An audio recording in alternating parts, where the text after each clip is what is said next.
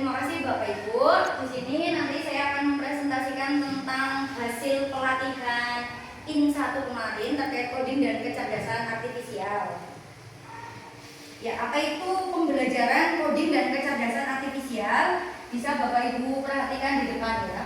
Jadi kalau coding itu terkait pemrograman, kalau kecerdasan artifisial itu lebih ke kecerdasan buatan.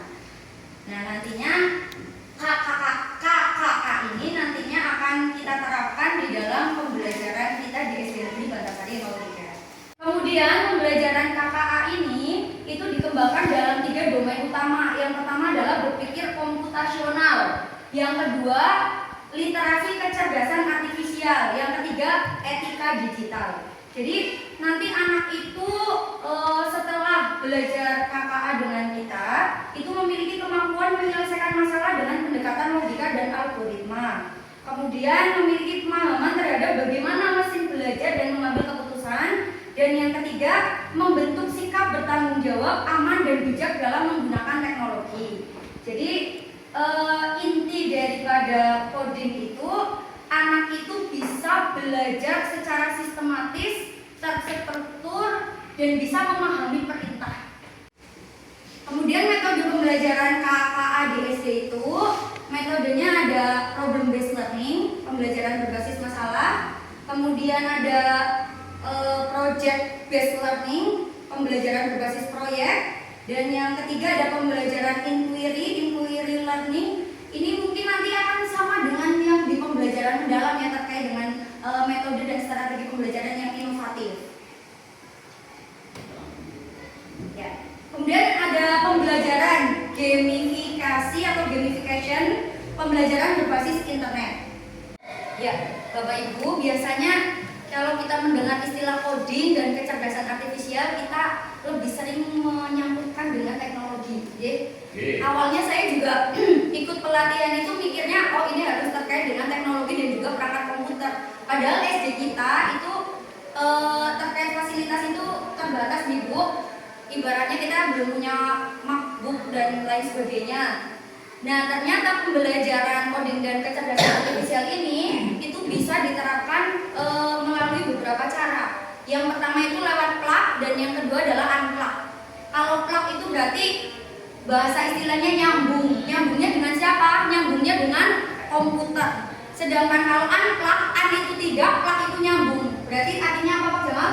Tidak nyambung. Iya, tidak nyambung. Bukan artinya tidak nyambung dalam artinya, tapi tidak nyambung dalam perangkat komputer. Jadi nanti ketika kelas 5 dan 6 itu menerapkan pembelajaran coding dan kecerdasan artifisial, itu bisa menggunakan penerapan unplug Bu Dewi ya. Jadi bisa menggunakan 2 dimensi, 3 dimensi, games dan juga permainan-permainan yang bisa melatih anak untuk bisa memahami apa itu instruksi sebenarnya. Seperti itu.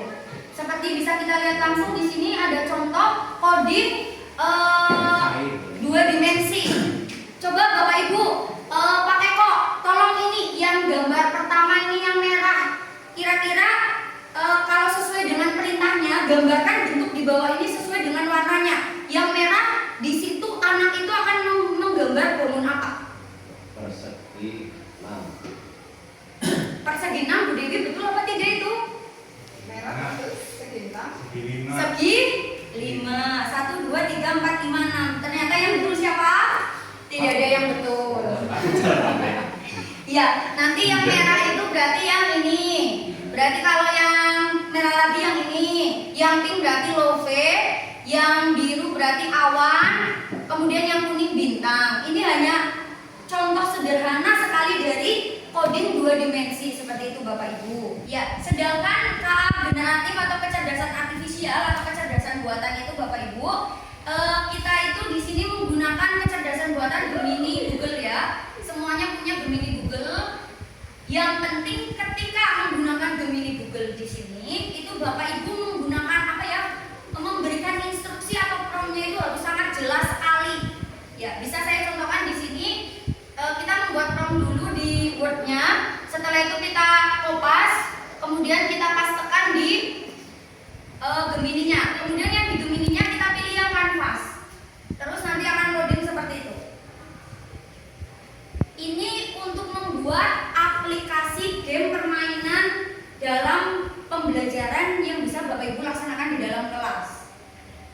Baik Bapak Ibu, setelah tadi jadi di Gemini Google-nya, ini hasilnya seperti ini. Bisa kita coba.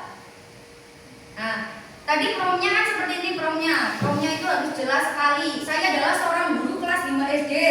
Buatkanlah saya aplikasi kuis mata pelajaran IPA tentang apa, jumlah skornya harus berapa, kemudian pilihannya ada berapa, pengecornya ada berapa, terus ada tombol sebelum atau selanjutnya itu harus diketikkan dengan sangat jelas. Karena ketika kita membuat perintah kok tidak jelas, nanti hasilnya akan tidak maksimal. Ya, kita contohkan ini seperti ini. Enzim yang terdapat dalam air liur untuk memecah karbohidrat pati. Kita bisa menjawabnya adalah lipase. Jawabannya salah. Nah ini di sini. Ini juga harus promnya harus jelas. Ketika kita membuat promnya tidak jelas, maka di situ tidak akan muncul seperti ini. Jadi intinya games atau aplikasi itu tergantung kita, perintahnya kita seperti itu. Ya, ini merupakan salah satu pemanfaatan plug dalam coding ya. Kita menggunakan Scratch. Nanti Bapak Ibu bisa login sendiri menggunakan email Bapak Ibu. Kemudian ini di sini ada tampilan menu-menunya. Setiap menu di sini itu memiliki instruksi atau perintah masing-masing. Dan yang di sini ini yang saya tunjuk, ini merupakan algoritmanya, merupakan codingnya, merupakan otaknya. Terima kasih Bapak Ibu untuk waktunya. Mudah-mudahan setelah ini kita semua bisa bisa lebih belajar untuk menerapkan apa itu coding dan kecerdasan artifisial, khususnya untuk saya dan juga Bu Dewi nantinya ya. Kita saling belajar bersama, sharing. Kalau misalkan nanti yang dari kelas 1 sampai kelas 4 mungkin mau menerapkan juga boleh, tapi mungkin masih yang dalam taraf sederhana seperti itu. Terima kasih. Mohon maaf apabila salah menyampaikan, ada tutur kata yang kurang berkenan. Sekian, wassalamualaikum warahmatullahi wabarakatuh. Waalaikumsalam.